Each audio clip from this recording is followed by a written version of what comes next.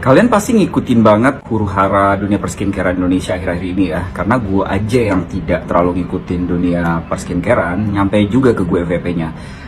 Apalagi sejak munculnya sosok yang namanya dokter detektif ya. Seseorang yang membongkar praktek-praktek yang bisa dibilang tidak berpihak kepada customer, baik itu yang urusannya overclaim, kemudian bahan berbahaya. Dari skincare lokal, terutama pemilik-pemiliknya itu tiba-tiba kayak mendadak kemudian flexing di mana-mana. Nah, sejak kehadiran dia itu banyak banget tuh yang akhirnya kebuka matanya bahwa selama ini mereka ngeluarin duit itu untuk membeli sesuatu yang nilainya sebenarnya jauh daripada duit yang mereka keluarin.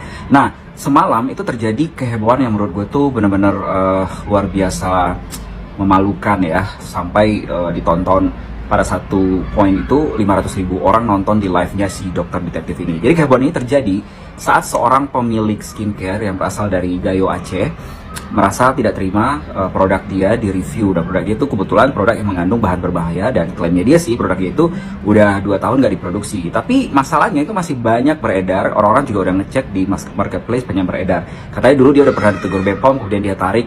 Berarti ada kesalahan dari proses penarikannya dia, karena kalau benar-benar dia tarik dan semua reseller dia buyback, artinya dia ganti lagi uangnya, ya pasti udah nggak ada lagi tuh produk. Kan dia tinggal cek aja inventory-nya dia dulu distribusiin berapa, 1000. Kemudian saat dilarang BPOM, ya dia tarik total-totalnya harus balik lagi 1000 gitu loh. Berarti kan ada yang nggak dia lakukan dengan maksimal.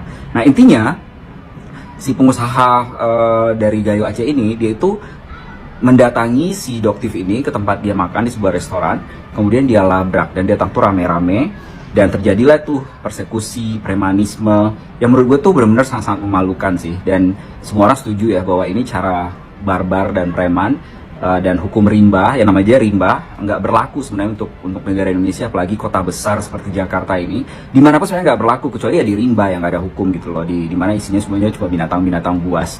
Jadi gue yakin semua orang sudah membahas bagian itunya, mayoritas orang setuju bahwa ini cara yang sangat memalukan dan nggak ada tempat di negara hukum seperti Indonesia. Nah, yang pengen gue bahas adalah bagaimana gue masih ngebaca di video-video yang berhubungan dengan peristiwa tersebut, ada aja orang-orang yang ngebela si pengusaha preman dari Gayo Aceh ini.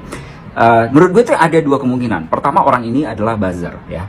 Nah, kalau orang ini buzzer, sebenarnya gampang banget teman-teman. Kalian tuh nggak perlu ngewaro, artinya nggak perlu di counter gitu argumennya dia, nggak perlu dilurusin cara pikirnya dia, karena cara pikirnya itu udah dibeli seharga 5.000, 10.000, nggak tau lah ya, intinya percuma. Jadi cara yang paling tepat itu adalah di-ignore aja, atau kalau emang udah ganggu banget, tinggal diklik aja komennya dia, kemudian report, kemudian pilih misinformation atau spam.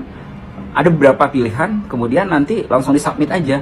Kalau banyak nge-report hal tersebut, nanti TikTok akan nge-take down komen dia.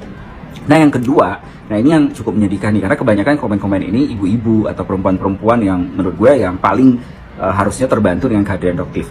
Kebanyakan ini menurut gue, mereka ini adalah orang-orang yang merupakan target utamanya si produk pengusaha preman Gayo itu, yaitu orang-orang yang uneducated dan ngeyel dan gak mau diedukasi gitu loh.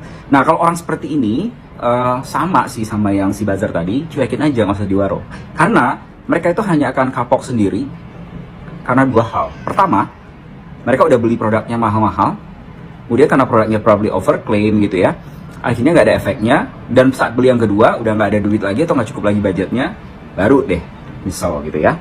Atau yang kedua, nauzubillah min zalik lah, mukanya dia keburu rusak karena pakai produk yang mengandung bahan berbahaya atau justru overclaim yang nggak cocok, dan saat itu baru ngeh kalau sebenarnya apa disampaikan oleh Doktif itu benar. Nah, kalau orang-orang begini menurut gue sih susah ya, nggak bisa tuh dikoreksi komentarnya dia. Tapi sama dengan bazar tadi, cara yang paling ampuh adalah cuekin aja, karena semakin kita waro, semakin kita balas komennya, maka komennya akan makin naik terus, sehingga kelihatannya masih ada aja orang-orang waras yang pengen ngebela kepremanan, ke hukum rimbaan yang dilakukan oleh si pengusaha kosmetik preman tadi. Jadi ya mudah-mudahan Doktif ini tetap dikasih kekuatan dan perlindungan ya sama yang di atas, karena menurut gue emang sudah saatnya sih di Indonesia itu ada yang kayak gini. Karena selama ini sebagai customer, kadang-kadang kita tuh dianggap cuma sebagai ladang cuan aja, baik oleh pengusahanya, bahkan juga regulator yang harusnya melindungi kita, karena mereka juga gagal untuk melakukan tugasnya. Jadi buat Doktif, semangat terus, dan insya Allah kalau niatnya bagus, yang di atas akan selalu memberi kekuatan dan bantuan.